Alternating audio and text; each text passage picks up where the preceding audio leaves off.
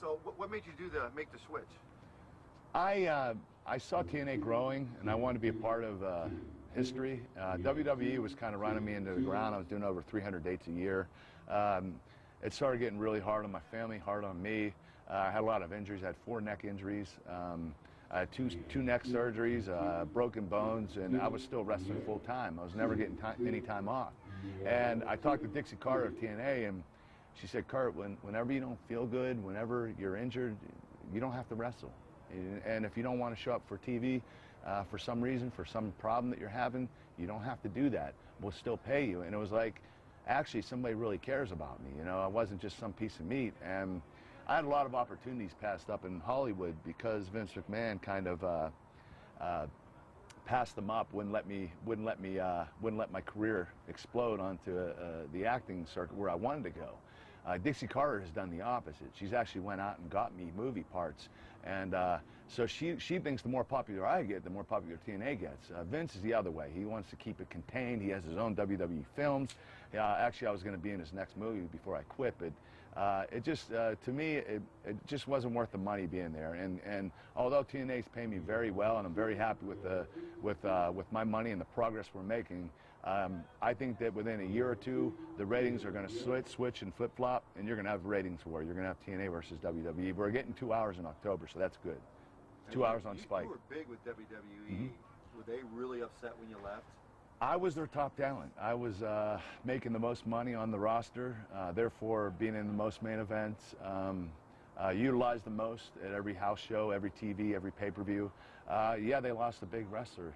They lost their biggest wrestler. So Vince McMahon was very upset with me, but one thing he did that I commend him on is he did release me. I had 5.5 years left. I just signed a new contract for 5 more years, and I thought I was stuck.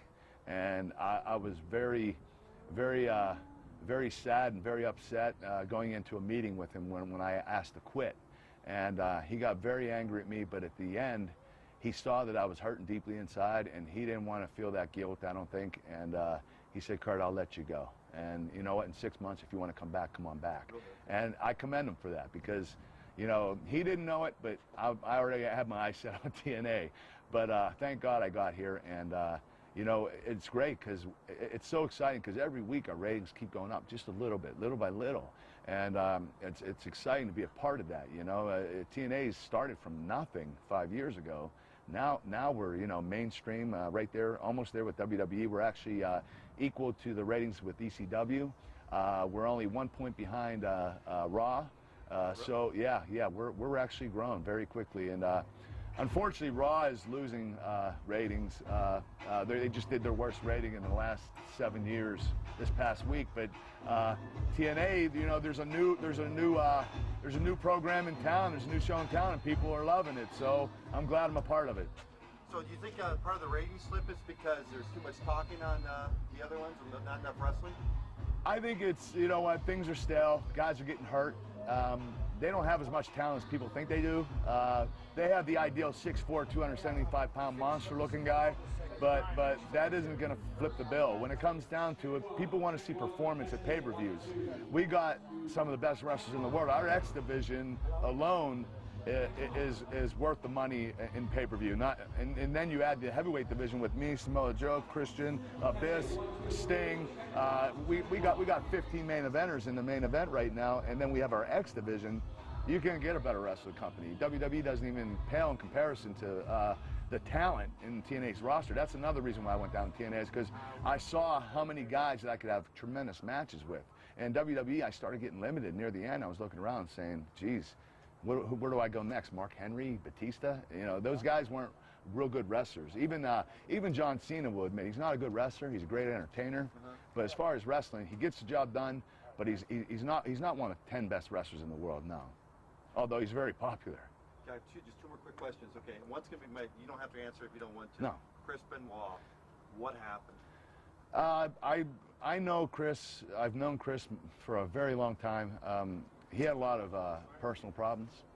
It had nothing to do with WWE, Vince McMahon.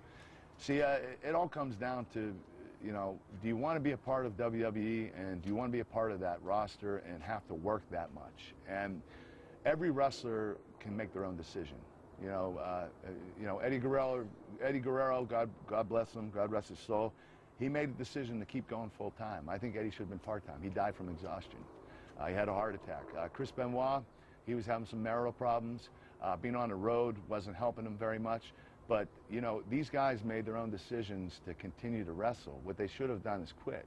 I saw myself in Eddie's position. I saw myself in Chris's position, kind of losing it mentally, It was just too much for me, and I made the decision to quit. And so you can't blame Vince McMahon and WWE for that. You work as an independent contractor, and when you work like that, you're working for yourself. So if you don't feel well and you don't feel right, it's time to get out. It's time to go on to something else. And there is a new show in town, TNA. If you can't go to TNA because they won't sign you, you can always go over to Japan for 10 weeks a year and still make a good living. I mean, there's always an option. You can always be an agent. You don't have to wrestle anymore. But these guys, I think they just made the wrong decisions, and God bless them. I mean, I love Eddie Guerrero and Chris Benoit. I have mixed feelings about what he did. But, they made their own decision to do what they did. And you can't blame Vince McMahon for that, or WWE.